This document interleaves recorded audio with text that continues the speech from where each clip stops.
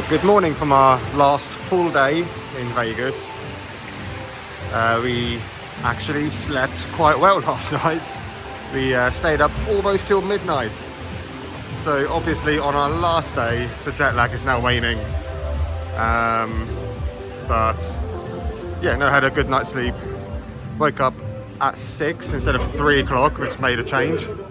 And we're now just down on the Starbucks coffee run. And I think we're going to just wait down here for the buffet to open for breakfast. And then go and grab something to eat in there. But yeah, actually had a good night's sleep. And the beds in the Staywell suites, sorry, the Staywell rooms, I should say, here at MGM, are very, very hard. So I don't know if it's something you prefer, but I slept a lot better on it. I prefer harder beds than softer beds. So despite Mandalay Bay being far superior, the bed in our little MGM room I think was actually better. Much better sleep. I woke up with no aches, no pains. Pleasantly surprised when I found out it was 6 and not 3, because all week I've been doing that thing where I wake up and go, oh, right, guess the time. So no, very pleased. Sod's law, I've got all the energy on the last day, because this trip, as I said, I've struggled with any kind of jet lag, which has made me feel lethargic. I've still done everything, but I've not been in really much of a drinking mood, which is a first for me in Vegas. I've been only having like 2-3 drinks a day, so no doubt this will be the one where I'll probably hit it, the wake up hungover tomorrow, ready for the flight home. So let's grab our coffee. Matt's already in the queue. Caffeine. There's Leo the lion. Did you know if your name is Leo, when you tell them at check-in, you get a free drink?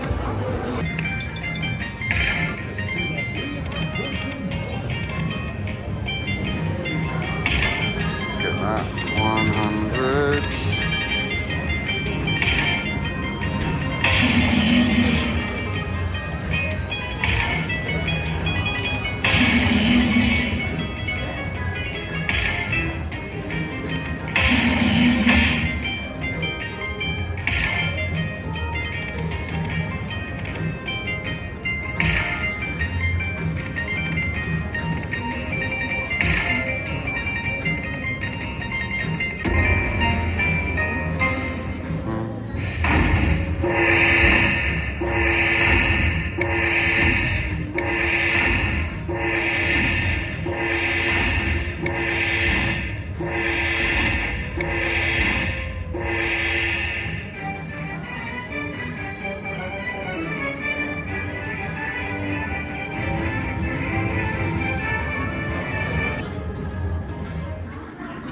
First dish of the MGM Grand breakfast buffet. Got some French toast with syrup, pancake, and a biscuit with gravy. Still don't know what that kind of gravy is. I've only had it once before and thought it was not very nice, but I'll give it a go again. So looking around the buffet, it's a lot smaller than I remember. I'm sure this middle bit used to be all food, and now it's just the areas around the outside. There's plenty to choose from. Okay, so just had some of the gravy. So I think it's like a smoked ham, white sauce gravy. It's not as bad as I remember actually, and the biscuit's not too dry. Matt's gone straight for the Asian section. So second plate, I've gone for the Asian section as well. Some broccoli, spring roll, gyoza rice, and some breakfast buffet sushi. What could go wrong?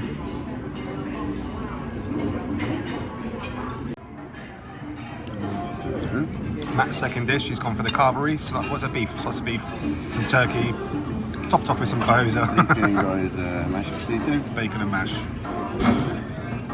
And what's gravy? Yeah, normal gravy. Gravy we're used to, yeah? Normal gravy. So for my probably final plate, because I think 3's enough for breakfast. Gone for the slab bacon, turkey with some gravy, potatoes, some more veg and gyoza. I avoided the beef because Matt said no. A bit too tough. Yeah. So we've just taken the monorail to the most northern end of the strip it can go. to Sahara, because we've not been in here since it rebranded back to Sahara. Last time we were here, it was SLS, which was chalk and cheese compared to the original Sahara. Completely different. But we're interested to see what they've done with it, because even though it looked very nice, it was a bit, we thought a little bit unatmospheric. That's obviously the Strat, not Sahara. But we're going through to Sahara now. Filled up on MGM breakfast at the buffet, which is okay. A bit expensive for brunch, and choice wasn't there. But yeah, it was actually quality was okay. Yeah, it was not gonna. better than before. It was better than before, and it's definitely got a lot smaller than it was. I think COVID has caused a reconfiguration of all buffets and whatnot in Vegas. But anyway, let's see what Sahara's like. First impressions, it's lovely. Brought some colour back and a bit of a throwback to the older days. Said last time we were here was in fact the only time we came to Sahara was in 2010 when we saw a Rat Pack show with some really good performers. Then, as I said, went to SLS, and that kind of, I don't think did itself a great deal of favour to try to unbrand itself from Sahara. And it's when you're rebranding a classic hotel, it's hard to come away from what it was. And I think a lot of places are going to find that as they try and rebrand from like Monte Carlo to Park MGM. I still call it Monte Carlo. But yeah, I remember before it was a very white, very clinical feel in SLS. It's good to see they brought back some colour to the place. I like the ceiling. It's sort of these, where the columns are holding the roof up, that kind of made it look like palm trees.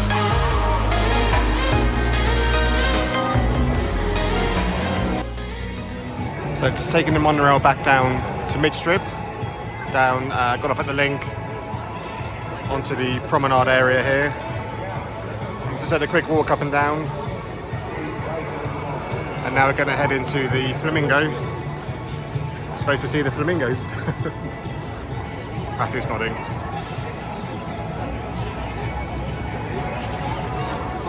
Flamingo, the oldest hotel casino on the Strip, built by Bugsy Siegel to get away from the control of the city of Las Vegas, which of course this is not in. What I believe he was quickly taken care of.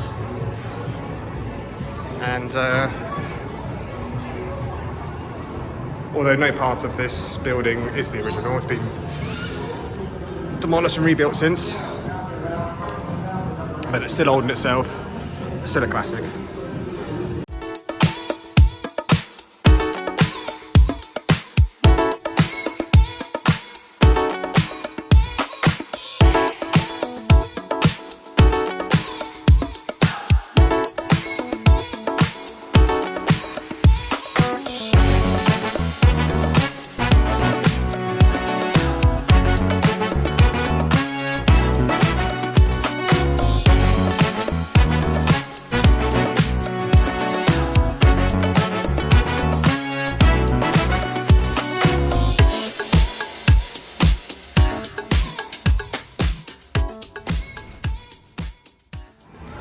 So just come out of Flamingo, not my favourite place inside, but I do like the back of the garden area, and outside the front it's really nice at night, lit up, the classic Vegas neon.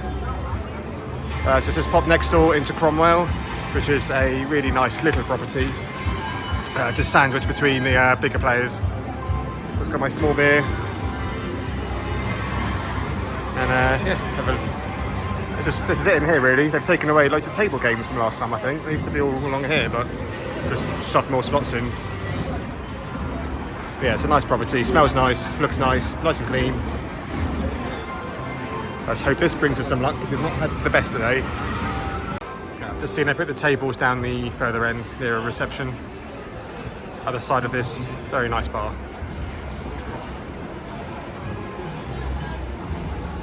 So in the Cromwell, Matt just sat down, first spin, a 750 a bet, which I don't think he realised he was doing. Let's see what you get. 25 Cheeky little ham pay.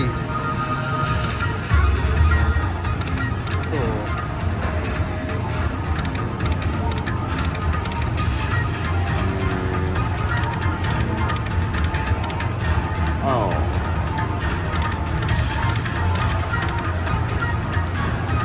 Well, there's a lesson here to be learned. There is. Slots are not your way to make a million. Wow.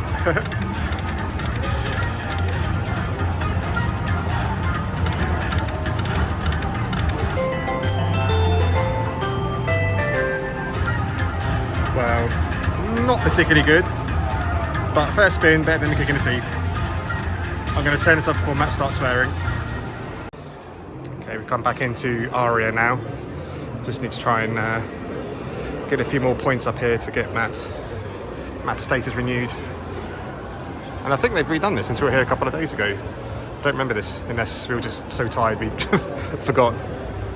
But yeah, obviously for the Chinese New Year.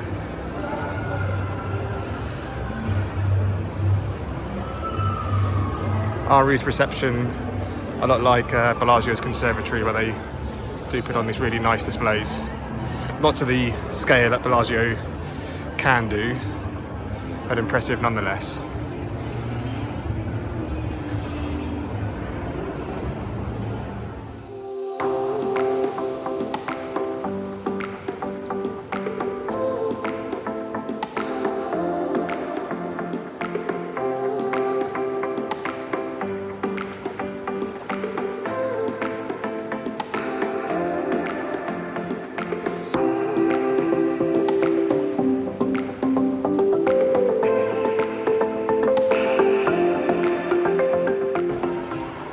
Lunch on our last lunch, we are at Din Tai Fung in Aria, which is, sorry, I'm just going to quickly steal that.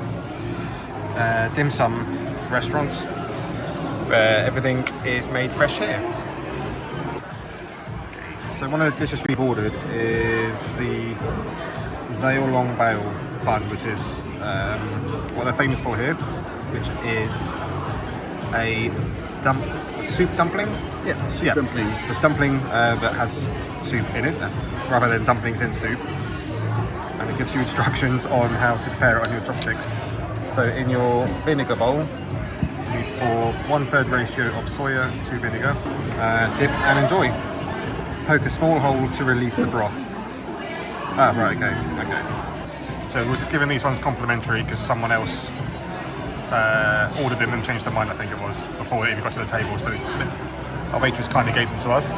And these are what they're famous for. These are the soup dumplings. I've got one here. You're supposed to use all this dipping sauce, but the first one I'm just going to show you. You can see this liquid inside. Let's try and break in. So there we go. Oh, thank you. Thank you. So you can see the soup broth inside there. Shrimp and pork dumplings. And we've got one more and a noodles to come. All the noodles just came out, did they? These are our pork noodles. Hey, thank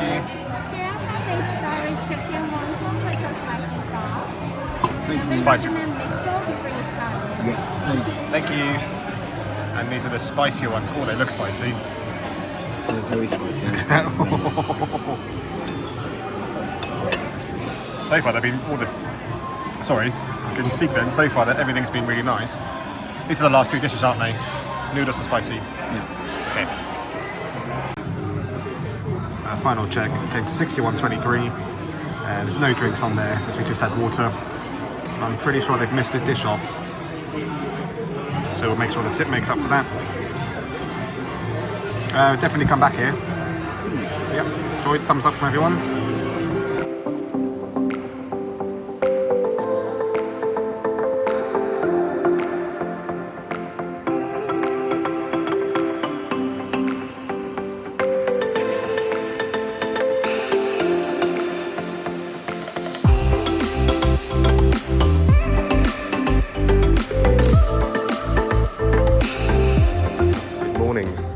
Final morning, going down for the last coffee run.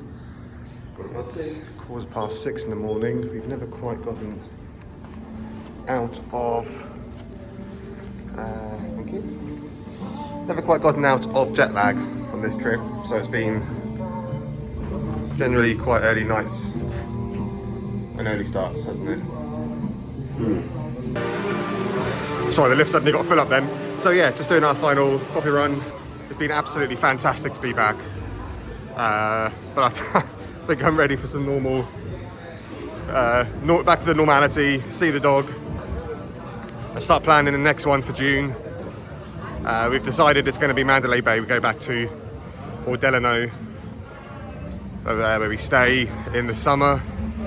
We wanted to stay in both just to remind ourselves where we prefer, and it's chalk and cheese. Mandalay Bay is by far superior. We like it down the south end of the strip. So yeah, we'll start planning all of that when we get back. As I said, it's been absolutely fantastic being back here. Really, really enjoyed it. Had no luck yesterday on the last day, which is a shame. All of our winnings that we got basically went. But that's the way it goes. Sometimes you win, sometimes you lose. Can't complain though. You know, we've had most of our stays been for free, so it's been really good.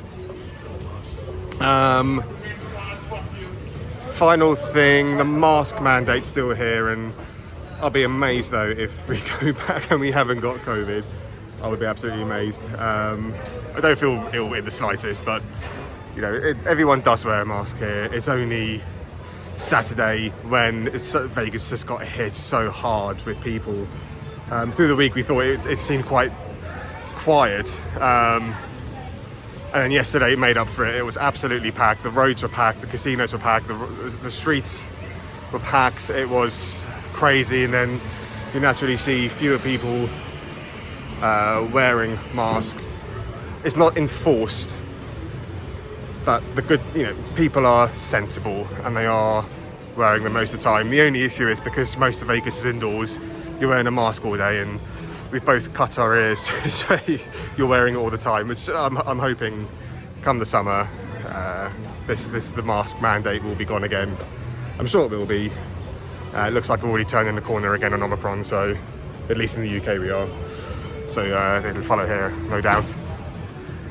We didn't get to go back to Venetian to have a look around the canals and grand shops, and we missed... meant to go back to the Bellagio to see the conservatory. We might do that this morning, but we've only got a few hours till our flight, so we'll see how it goes. We've got our coffees. Everyone's just coming back from goodness knows where's. And we are having a wander. Look around. Still go, go, go. So we ventured back outside. Sunrise just coming up now, and it's pretty cold this morning. But we're going to venture over to Park MGM. We didn't spend much time in there, and it is smoke-free, so I thought that might make a nice change. When I was in there, so I've had my coffee now, or I'm having my coffee, so I'm slowly waking up. The rules on COVID protection here are not inconsistent in what they are. I didn't mean it's not clear. It is clear. You have to wear your mask when you're indoors at any time, unless you're physically eating or drinking. The inconsistency I just meant is not... I think there's different interpretations of what eating and drinking is, which is that by many people are not eating or drinking, but might be later, and are not wearing them. I don't know. We're wearing it all the time, that's all I know, which is why our ears are literally starting to bleed at the top, and plenty of hand sanitizing around, so we're keeping ourselves as clean as we can. So hopefully we haven't got anything. I know the cases here are exploding, apparently, we saw on the news, but let's see how we fare when we test back home.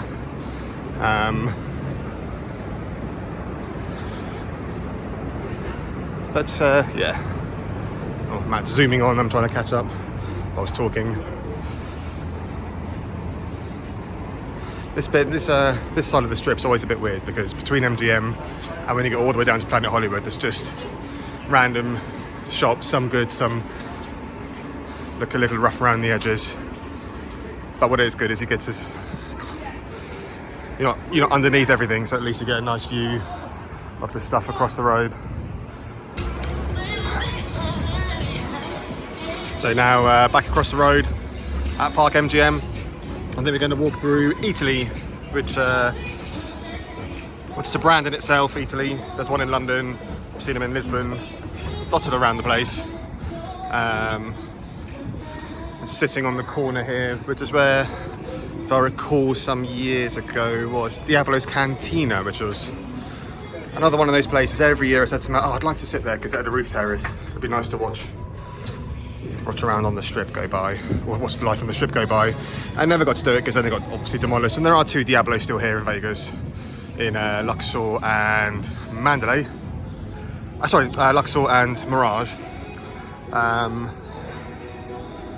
But I suppose the lesson is there, stop doing what I do and keep saying, I'd like to do that, next trip, because eventually in Vegas it'll get demolished. So if there's something you want to do it. Make a plan, make a list of priority things you want to do, and make sure you get that top one done. I'm not saying Diablos was a top one for me, but it's just so many things I've said, I want to do this, even this trip, and we've not done it. But then there's lots we have done, so I guess it all swings and roundabouts. But yeah, here we go. In Park MGM, formerly Monte Carlo. There's a lot of, there's a bit of a love and hate this one. I think many people don't like this property because it's not the most atmospheric, but you can breathe easily in here. They kept the chandeliers from Monte Carlo, which I've always liked.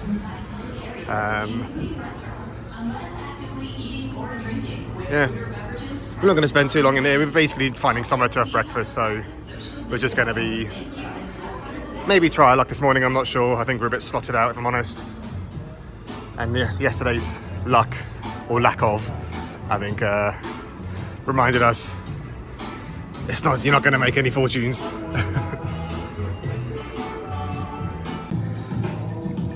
following a quick 5-minute walk through Monte Carlo, we popped across back to New York before heading back to MGM. We're a little bit lost what to do this morning. Our flight back to LA is at 1, so it'd need to be at I suppose the airport's about 11 to give extra time for this COVID test or this checking. Although I'm not sure what the internal delay would be, but we've just been told to give extra time, I think. I'm not sure why. We'd like to leave as little time as possible in the airport, but of course you don't want to risk missing our flight back.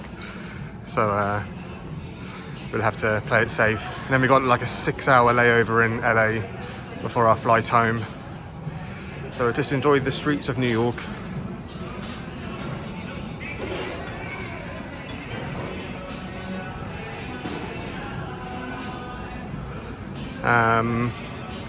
The reason we went via LA, I think I said in one of the earlier videos, is because it was a cheap price at the time, and we usually fly BA or One World, and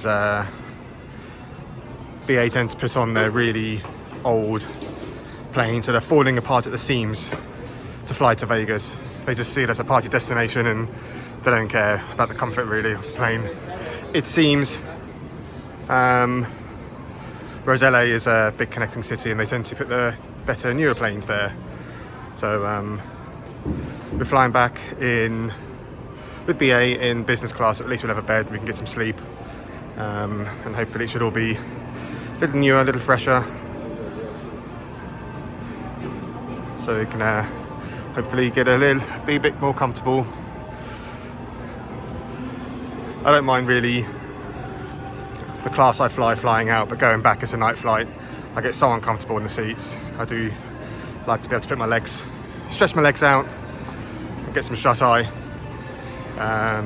We used Avios to upgrade going back, so it only cost, I think it was £100 more, and a bunch of Avios for the upgrade to the bed, which is way worth it, and we get over half those Avios back just on the flight anyway.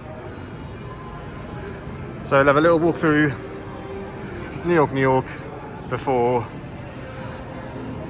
heading back to MGM and find something for breakfast. I mean, Park MGM hasn't really got those the food places we want to eat at.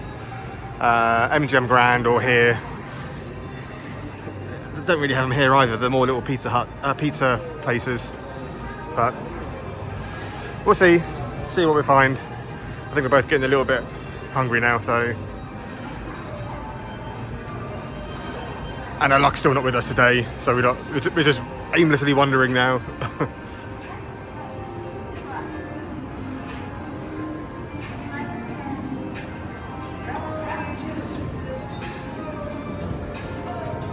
These machines have got so tall over the years.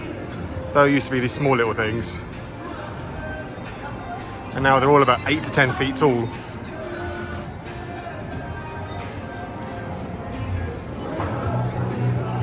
So just had breakfast at the Avenue Cafe in MGM, which is their standard cafe that you know all casinos have, like the one we went to in Luxor. We had the banana pancakes and French toast, which are absolutely fine, super sweet. I'm shaking a bit, I think, from the sugar, but it was okay. The menu's probably our least favourite one so far for breakfast places we've been. Service was okay. It was actually quite slow service to start with. We were sitting there for a good 10 minutes, just waiting, which we're not used to here. But yeah, that's a final meal. It was okay. I don't think we'd go back there, but it was fine for what it was.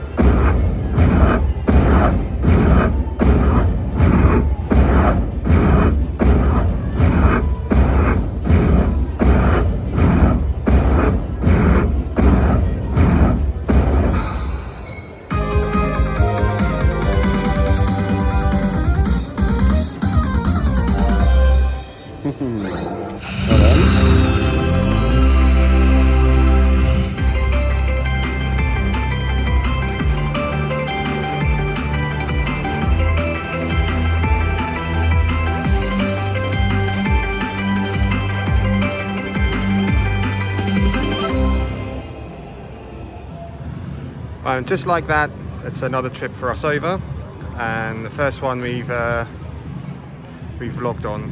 Thought something different to do. So I hope you've enjoyed it. Hope you liked a little show around.